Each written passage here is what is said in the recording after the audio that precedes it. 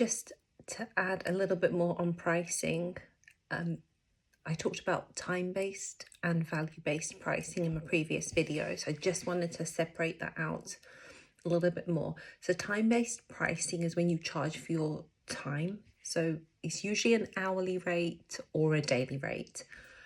So if it took you 7 hours to produce a painting, create a painting, then you multiply your hourly rate by 7.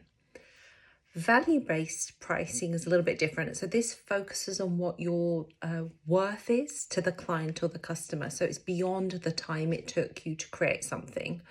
And it's around perceived value.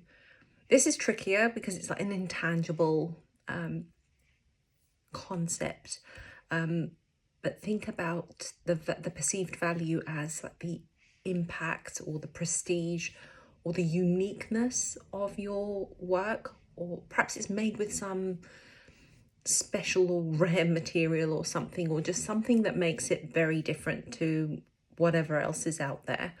So that's a different way of kind of looking at it. So for example, you might say a time-based piece of artwork is, $30 or pounds an hour, and you multiply that by 10, so that gives you $300 or pounds.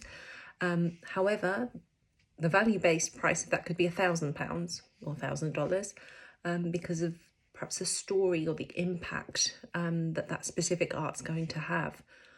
And I think that's probably something I missed out on marketing, was the story behind why I created something, or why what I had made would have an impact. So that, I think, the marketing side of things, clearly something I struggled with.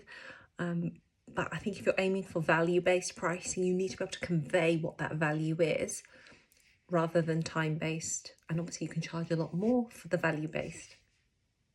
Thanks.